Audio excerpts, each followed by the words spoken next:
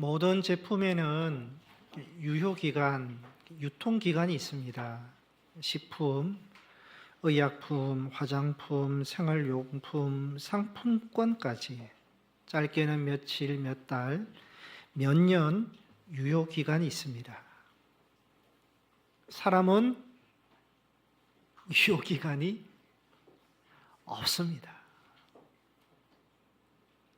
사람은 일정 기간만, 5년만, 10년만 사용하고 버리는 제품이 아닙니다. 평생 사랑하고 함께 해야 할 소중한 분들입니다. 사람은 유효기간이 없지만 그래도 사람은 유한합니다. 끝이 있습니다. 가정도, 사랑하는 부모님도, 자녀도, 내 생명도, 건강, 일, 사랑하는 소중한 사람, 예배, 만남, 정말 오래오래 함께 하고 싶지만 다 유한합니다. 마지막이 있습니다. 끝이 있기 때문에 우리에겐 사람과 만남이 너무 소중합니다. 함께 하는 것이 감사한 것입니다. 끝이 있기 때문에 그 시간이 길지 않습니다. 짧습니다. 서로 사랑하고 행복한 시간들을 가져야 할 것입니다. 성도 여러분, 함께 예배 드리는 옆에 계신 분이 얼마나 소중합니까? 우리 새해도 되었으니까요, 한번 인사를 하시겠습니다. 사랑합니다. 새해 복 많이 받으세요. 인사하죠.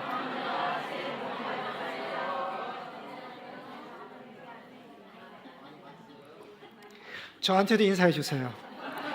저도 인사하겠습니다. 시작. 사랑합니다. 새해 복 많이 받으십시오. 감사합니다.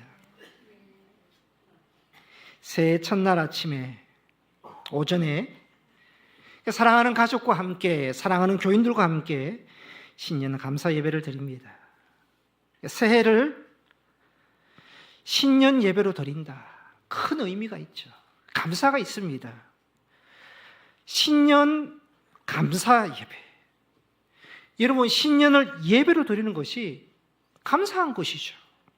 새해 첫날부터 우리는 예배로 하나님을 고백하는 것이 감사하고요, 그 하나님을 예배로 높이고 찬송하는 것이 감사한 것이고, 2026년 새해도 한 해도 하나님이 베푸실 그 은혜를 사모하는 것도 감사하고요, 그 하나님의 은혜로 살기를 소망하는 것도 감사합니다. 예배로 다짐합니다. 새해도 예배로 살겠습니다. 믿음으로 살겠습니다. 말씀으로 살겠습니다. 그러한 가정 되게 하옵소서, 자녀 되게 하옵소서. 여러분, 이 소망으로 예배 드리는 건 얼마나 감사합니까? 이처럼 신년 감사 예배는 큰 의미가 있습니다. 여러분의 믿음대로, 소망대로, 감사대로 하나님께서 여러분 가정과 자녀와 여러분들에게 은혜 베푸시고 또 축복하시기를 소망합니다. 성도 여러분, 하나님께서 또다시 2026년 새해를 맞이하게 해 주셨습니다. 새해입니다. 새해. New Year. 의미를 부여하지 않으면요, 그냥 반복되는 날입니다. 그런데요, 의미를 부여하면요, 새해, 한 번도 경험하지 않은 새로운 해가 되는 것입니다. 이 새해가 묵은 해가 되지 않기 위해서는요, 먼저 마음이 새로워야 됩니다.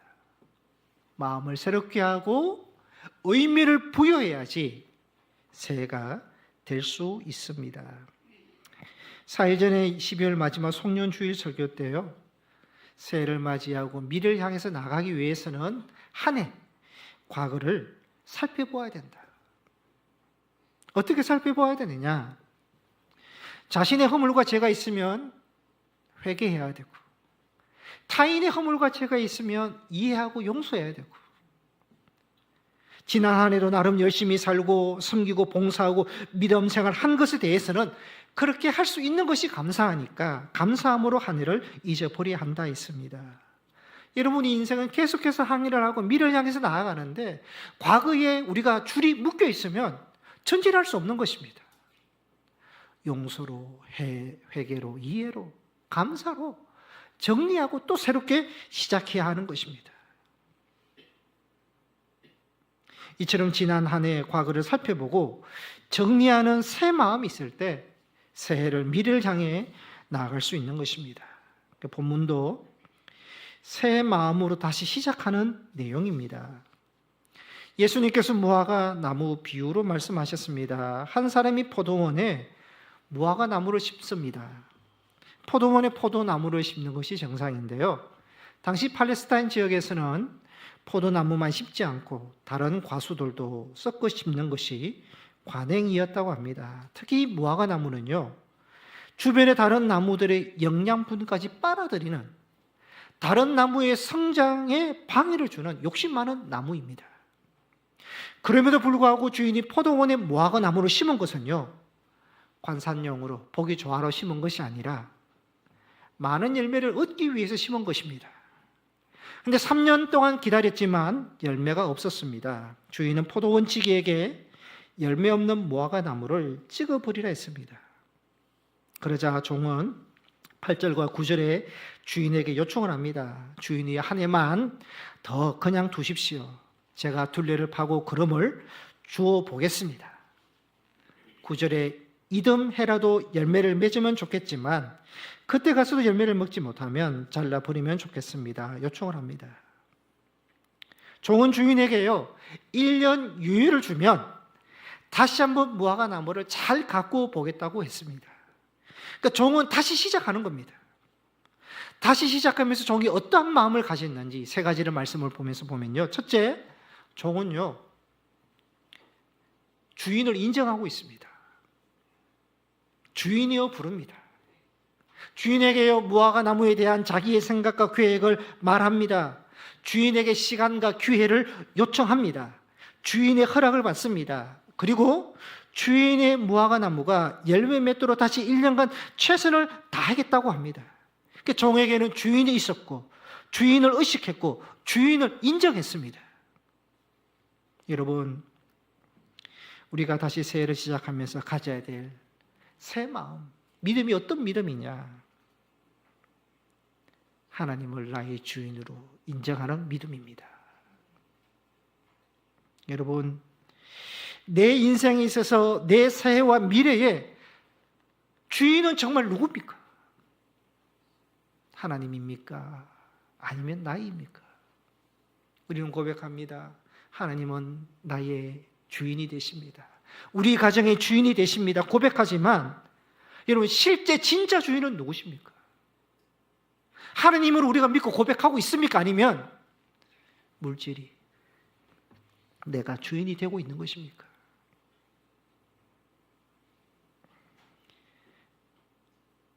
통성 기도를 할 때가 있습니다. 기도회로 모였을 때 혹은 부흥회 때 주여 주여 주여 주여 3창을 시키면서 통성 기도를 하게 합니다. 여러분, 우리가 주여 주여 부른다는 것은요, 나름대로 의미가 있습니다. 기도의 대상이 주님, 하나님이라는 것이죠. 주여 부른다는 것은. 그리고 그렇게 주님을 부르면서 간절하게 기도하고 싶은 마음을 그때 다짐하는 겁니다. 주여 부르면서 내가 간절히 부르짖겠습니다. 그렇게 해서 주님 부르면서 기도하는데 정작 기도의 내용은 뭐냐? 내가 하고 싶은 기도를 합니다. 주님의 뜻을 알고 싶습니다. 주님 음성을 듣고 싶습니다. 주님 만나고 싶습니다. 성령 충만함을 받기 싶습니다. 그런 기도가 아니라 내 소원을 들어주옵소서. 나를 축복하옵소서. 내가 하고 싶은 말을 아내는 기도를 합니다. 물론 기도는 소원을 아뢰는 것이지만 여러분, 하나님의 뜻은 전혀 무시하고 오로지 내 뜻을 관찰하고 내 뜻을 이루는 기도만이 된다면,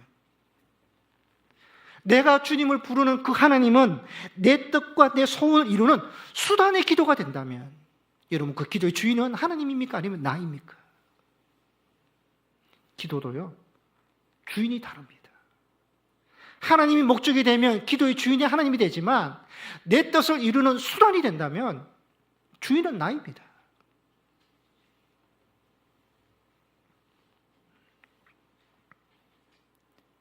출애굽기 32장에 보면 이스라엘 백성들이 금송아지를 만들어 숭배하는 범죄를 저지릅니다. 이 백성들은 하나님의 기적으로 애굽에서 나왔습니다. 홍해를 건너가는 기적을 경험했습니다. 광야에서도 만나와 메추라기를 먹고 불기둥과 구름 기둥으로 인도함을 받았던 자들이었습니다. 백성들은 구원의 하나님을 모르는 자도 아님에도 불구하고요, 금송아지를 만들어서 우리를 출애굽시켜 주신 하나님이라면서 숭배를 합니다. 우리 생각에는 아니, 출애굽까지 하고 홍해를 건너는 기적을 보았던 자들이 어떻게 하나님을 몰라보고 금송아지를 만들어서 숭배할까? 우리 생각은 그렇게 생각할 수 있습니다. 근데 여러분, 이것은 출애굽한 백성들만의 모습이 아니라 우리에게도 있습니다. 하나님은 우리를 구원하시기 위해서 외아들 예수 그리스도를 십자가에 죽게 하십니다. 우리를 사랑하시고 예수 그리스도의 십자가로 자녀 삼아 주십니다. 출애굽한 이스라엘 백성들보다 우리가 더 큰 사랑을 받고 기적을 받았습니다. 출애굽한 이스라엘 백성들은요, 기적으로 하나님의 백성으로 삼아 주셨다면 우리는 독생자이신 예수님의 죽으심과 사랑으로 우리를 구원해 주시고 자녀 삼아 주셨습니다. 그 엄청난 사랑을 받은 우리들이요, 하나님만을 섬기지 않고 하나님만큼이나 다른 우상을 우리가 섬기고 있는 것입니다. 금송아지는 만들지 않았지만 금송아지처럼 우리가요, 섬기는 우상이 있는 것입니다. 그것이 가정이 되고 자녀가 되고 취미가 일이 되고 물질이 우상이 됩니다. 이런 우상들을 하나님보다 더 의지하고 세상 우상 때문에 하나님이 밀려간다면요, 우리 역시 금송아지를 섬기고 있는 것 아니겠습니까? 주인이 된다는 것은 다스림을 받는다는 것입니다. 여러분, 하나님이 우리에게 참 주인이 된다면 당연히 그 하나님의 주인의 다스림을 받습니다. 그런데요, 대신 우리가 물질의 다스림을 받고 성공과 명예, 욕심과 욕망의 다스림 받고 자기 감정의 노예가 된다면, 그것에 끌려서 살아간다면요, 그것이 우리의 주인이 되는 것이죠. 우리는 그것들이 우상 아닙니다. 우리는 그것을 우상으로 섬기지 않습니다. 그렇게 말은 하고 있지만, 여러분, 우리가 무엇에 끌려 있는지, 무엇에 다스림을 받고 있는지, 내가 지배를 하고 있는지, 지배를 받고 있는지 냉정하게 보아야 하는 것입니다. 야고보서 4장 13절 14절에 보시면 4장 13절에 한 상인이 어떤 도시에 가서 1년을 머무면서 장사하면서 내가 이익을 내야 되겠다, 그렇게 계획을 세웁니다. 그런데 14절에 보시면 내일 일을 알지 못한다. 너의 생명이 잠깐 나타났다가 없어지는 안개와 같다. 나는 내일까지 계획을 다 세우고요, 이익을 내고 하겠다고 하는데 내일 일은 알지 못하고 내일의 생명도 안개와 같다. 여러분, 안개는요, 새벽에 자욱해서 아무것도 보이지 않지만 햇볕만 나면요 그냥 사라집니다. 우리 생명이 그렇다는 것입니다. 아무리 내가 주인인 것 같고 내가 생각하고 내가 계획을 세우지만 하나님이 허락하셔야지 내일이 있는 것이고, 내일은 너희에게 속한 것이 아니라 하나님께 속한 것이다. 하나님이 주인이라는 것을 인정하라는 것입니다. 4장 15절에 말씀합니다. 너희가 도리어 말하기를 주의 뜻이면, 주께서 원하시면 살기도 하고 살고 죽는 것은 주님께 속한 것이다. 여러분, 우리의 생명, 내가 계획하고 모든 것을 내가 준비한다고 더 그것이 되는 것이 아니다. 생명은 하나님께서 만드셨고 하나님께서 주셨고 생명의 주인은 하나님이시다. 생명뿐만 아니라 우리의 삶도 하나님께 달려 있다는 것을 고백하면서 살아가는 그러한 믿음의 자녀가 되어야 된다는 것을 말씀하고 있습니다. 3일 전에 집사님 병원 신방을 했습니다. 8월 여름에 늦은 밤 퇴근길에 집 아파트 앞에서 신호등을 위반한 자동차와 오토바이 사고로 인해서 집에 가고 있던 집사님이 크게 다치셨습니다.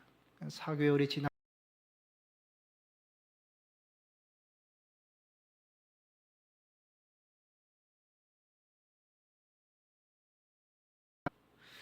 집사님께서 이런 고백을 하셨습니다. 전혀 움직이지 못하다가 이제 움직여서 화장실에서 손을 씻는데 손 씻는 것만 생각해도 감사가 나오더라고요. 지금은 조금씩 잘 걸으시는데요.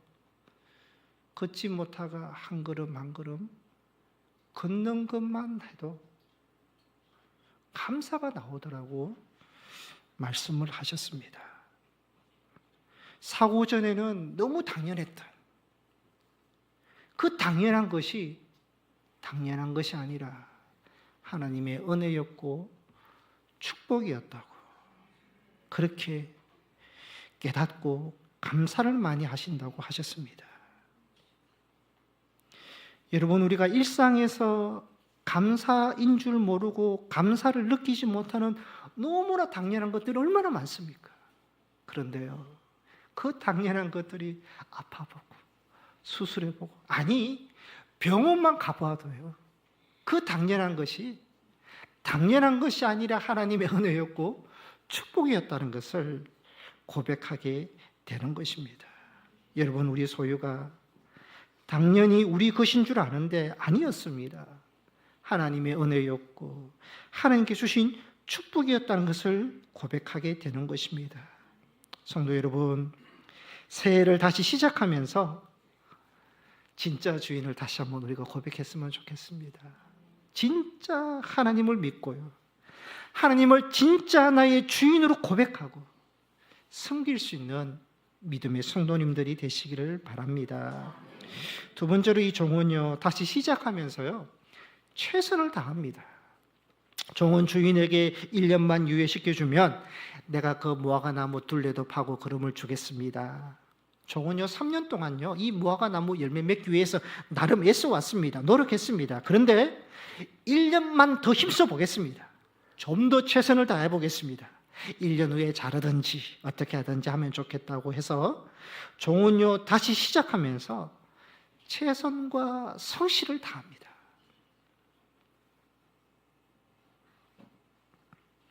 저는 자녀가 진학을 하든지 취업이든 전문 시험이든 자기 꿈을 위해서 다시 한번 해보겠습니다 그러면 지지하고 제가 지원을 합니다. 다시 해보겠다는 것은 꿈이 있다는 거거든요. 가능성을 가진다는 것이고, 또 다시 하겠다는 것은 목표가 분명하다는 겁니다. 또 다시 한다는 것은요, 내가 더 열심히 더 최선을 다해 보겠다는 그 마음이 있기 때문에 좋다고 지원하고 열심히 하도록 뒤에서 기도합니다. 여러분, 그렇게 해서 좋은 결과가 나오면 얼마나 감사하겠습니까? 결과 나오면 감사하고, 혹 그렇지 못하더라도 그렇게 최선을 다해야지 미련과 후회가 없습니다. 또 최선을 다하면 그 자체로도 유익이 있고 인생에도 좋은 플러스가 될 것입니다. 어떤 일이든 최선을 다하고 성실히 하는 것은요, 여러분 결과를 떠나서 그 자체로도 아름다운 것이고 칭찬받을 만한 것이고, 그럴 때 후회가 없는 것입니다. 마태복음 25장에 보면 예수님께서 달란트 비유로 말씀을 하십니다. 5달란트 받은 종과 2달란트 받은 종은요 칭찬하고 보상해 주시지만 한 달란트 받은 종은 책망하시면서 그 받은 달란트도 5달란트에게 주라고 말씀하십니다. 예수님께서 칭찬과 책망의 기준이 뭘까? 종들이 이익을 얼마나 남겼느냐, 그것이 기준이 아닙니다. 예수님 보신 건요, 충성 성실이었습니다. 최선과 성실을 다한 종에게는 착하고 충성된 종이라고 칭찬하시고요, 성실하지 못한 종에게는 악하고 게으른 종이라고 책망하셨습니다. 여러분, 하나님께서 우리의 무엇을 보시겠습니까? 너 달란트 뭐 가지고 있어? 얼마만큼 가지고 있어? 얼마만큼 남겼어? 거기에 대해서 하나님은 관심이 없으십니다. 은사는요, 능력에 따라서 다를 수도 있고 많을 수도 있고, 결과는요, 항상 좋을 수 없습니다. 생각지 않은 결과가 나올 수 있습니다. 주님은 거기에 관심이 없습니다. 하나님이 보시는 것은 너가 받은 은사 가지고 최선을 다하고 있느냐, 너의 삶, 너의 하는 일에 대해서 최선을 다하느냐, 최선과 성실을 보신다는 것입니다. 워너 솔맨이라는 미국 시카고 출신의 화가가 있습니다. 결혼하고 얼마 되지 않아서 젊은 나이에 임파선 결핵이라는 진단을 받습니다. 의사 선생님이 3개월밖에 못 삽니다. 그렇게 정말 날벼락을 듣습니다. 이 솔맨의 부인은 유명한 가수였고 임신 중이었습니다. 그 솔맨은 아내에게도 미안하고 앞으로 태어날 아이를 생각해도 너무 미안하고 너무 죄스럽고 괴로웠습니다. 그렇게 낙심하고 있는데 부인이 남편을 위로합니다. 3개월밖에 못 산다고 생각하지 말고 하나님께서 3개월을 허락해 주셨다고 생각하고 감사하자. 아무도 원망하지 말자. 3개월이면 어디냐? 천금 같은 그 기간을 가장 아름답게 만들자면서 3개월을 허락하신 하나님께 감사하자고 남편을 위로합니다. 그래서 부부는요, 감사하면서 열심히 삽니다. 솔맨은 화가니까 열심히 그림을 그립니다. 그때 그린 그림이 그리스도의 얼굴이라는 예수님 초사가입니다. 예수님 초사가 중에 가장 유명한, 우리에게도 가장 익숙한 그림입니다. 이 그림이 투병종에 나온 것입니다. 솔맨은 질병에서 감사했고요, 그 가운데서도 최선을 다했기 때문에 가장 좋은 작품을 그릴 수 있었고요, 결국은 질병도 이길 수 있었습니다. 시편 37편 3절 말씀 우리 다 같이 한번 읽겠습니다. 시작. 여호와를 의뢰하고 선을 행하라. 땅에 머무는 동안 그의 성실을 먹을거리로 삼을지어다. 아멘. 땅에 머무는 동안에 성실을 먹을거리로 삼아라. 성실하게 살라고 권면을 합니다. 여러분, 삶의 요소에서 성실을 재료로 삼을 때, 모든 삶의 요소에 성실과 최선이 들어갈 때요, 맛있는 음식이 나고 풍성한 음식이 나올 수 있다는 것입니다. 오늘 가족이 함께 예배를 드립니다. 우리 자녀들도 함께 예배를 드리는데요, 우리 다음 세대 자녀들을 오늘 이 말씀으로 축복합니다. 우리 자녀들이 어떤 일이든 최선과 성실로 먹을거리를 삼으면요, 그 성실 때문에 잘 될 것이고, 잘하는 복이 있을 것이고, 만나는 복이 있을 것이고, 열리는 복이 있을 것이고, 인도함을 받는 복이 있기를 축복합니다. 여러분, 성실로 받는 복이 있다는 것입니다. 세 번째로요, 최선을 다한 후에 종은요, 나머지는 맡깁니다. 주인으로부터 1년이란 유예를 받고 열심히 무화과 나무를 가꾸었습니다. 주인에게 말한 대로 또 둘레를 파고 그름을 주면서 최선을 다합니다. 그러니까 자기 몫을 다하고요, 자기가 할 수 없는 것은 맡깁니다. 여러분, 농부는 가을의 수확을 위해서 열심히 봄에 일을 합니다. 밭을 갈고 종자를 뿌리고 김을 메고 그름을 주고 정성을 다해 가꿉니다. 그렇게 열심히 일하고 수고해도 농부는 열매는 하늘에 달려 있다는 것을 압니다. 자기 노력과 수고를 넘어서 열매에 결정적인 영향을 주는 것은 토양이고 비고 온도고 햇빛이고, 이것은 농부의 몫이 아니라 하늘의 몫이라는 것을 잘 알고 있습니다. 그래서 농부는 최선을 다하지만 나머지는 하늘에 맡깁니다. 여러분, 어떤 일을 계획하고 그 일을 이루기 위해서 반드시 수고와 노력은 있어야 됩니다. 그것은 기본 자세입니다. 그러나 믿는 사람들은 수고와 노력만으로 다 되는 것이 아니라 결과와 열매는 하나님께 달려있다는 것을 믿는 사람들입니다. 여러분, 새해를 맞이하고 미래를 향해 가고 다시 시작하는 우리의 자세는 주어진 삶과 일에 최선과 성실로 임해야 하겠지만, 결과는, 미래는 맡길 수 있는 믿음 또한 가지고 있어야 된다는 것입니다.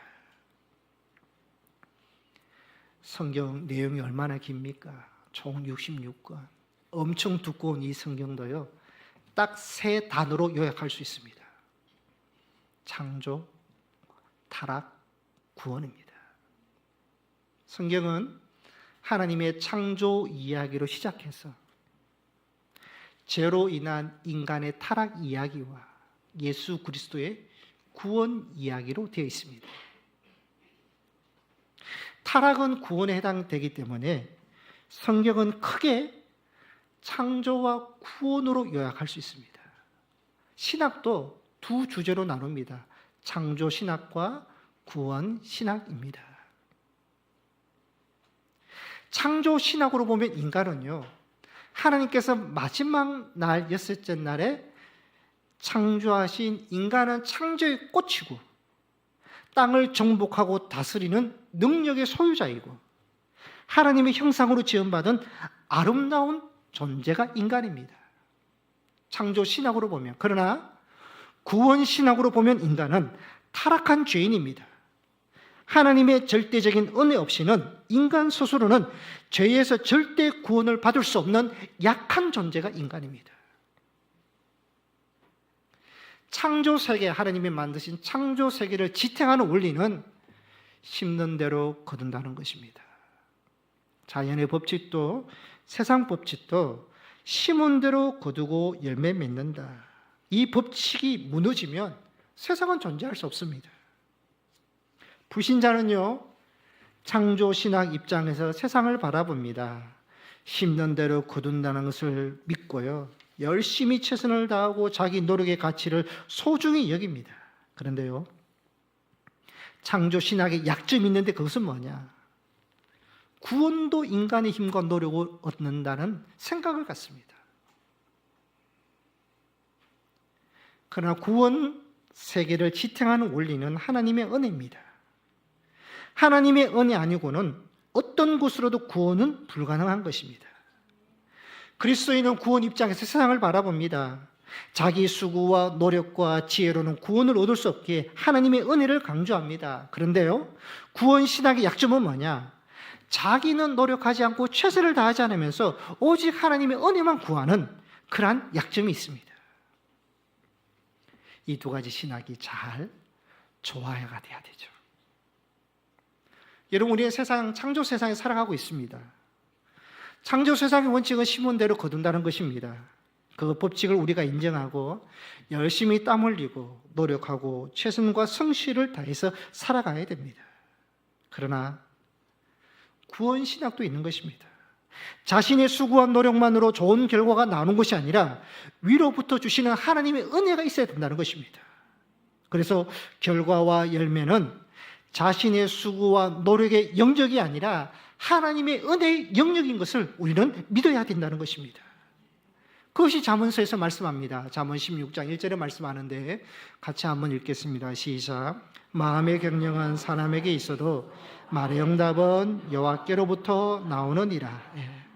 사람이 경영 계획하지만 응답, 결과, 열매는 하나님께 있다. 그 하나님의 영역을 우리가 인정해야 됩니다. 16장 3절도 함께 읽겠습니다. 시작. 너희 행사를 여호와께 맡기라. 내가 격려하는 것이 이루어지리라.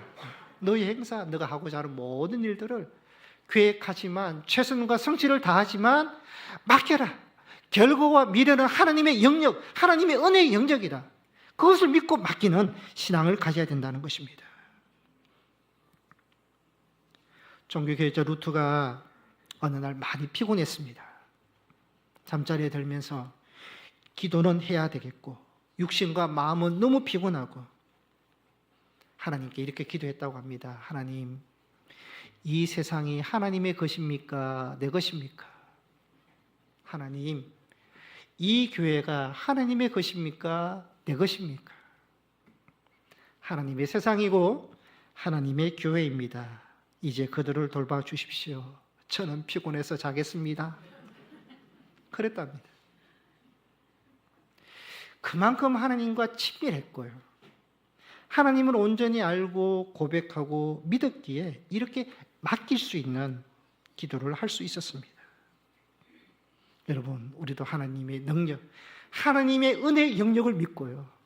우리도 이렇게 기도할 수 있어야 됩니다. 하나님, 우리 가족 누구 것입니까?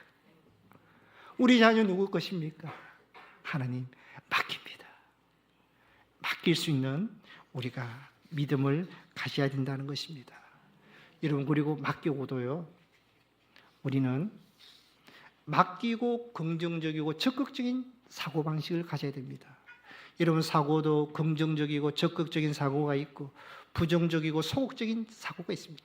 여러분, 분명히 맡겼는데 맡기고도 잘 될까? 안 되면 어떻게 하지? 어려울 텐데, 끝났는데. 그런 소극적이고 부정적인 사고가 아니라요, 하나님께 맡겼으니 적극적이고 긍정적인 사고, 좋아질 것이다, 잘 될 것이다, 하나님이 하실 것이다, 축복하실 것이다, 그러한 긍정적인 사고와 믿음을 우리가 가질 때요, 거기에 최선이 나오고 성실이 뒤따라오는 것입니다.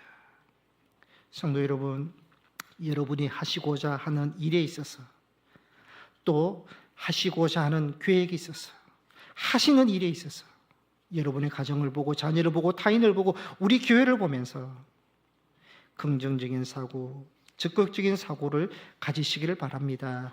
하나님께서 반드시 붙들어 주실 거야. 반드시 회복시켜 주실 거야. 반드시 좋아지게 하실 거야. 반드시 축복하실 거야. 반드시 열어주실 거야. 믿고 그렇게 고백할 수 있는 여러분이 되시기를 바랍니다. 말씀을 요약하겠습니다. 하나님께서 우리에게 새해를 주셨습니다. 다시 시작하게 하셨습니다. 새해에 더욱 하나님을 우리 주인으로 고백하는 여러분이 되시기를 바랍니다. 진짜로 하나님을 믿고요, 진짜로 나의 주인으로 하나님을 대우하고 그런 진짜 믿음의 사람이 되시기를 바랍니다.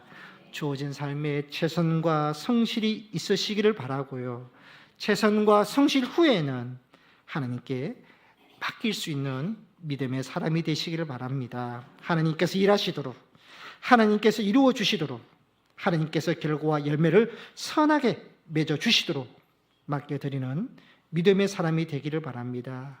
성도 여러분, 새해에는 더 주님을 의지하시고 더 주님을 나의 주인으로 모시고 더 주님께서 일하시도록 맡겨드리는 여러분이 되시기를 축복합니다. 기도하시겠습니다.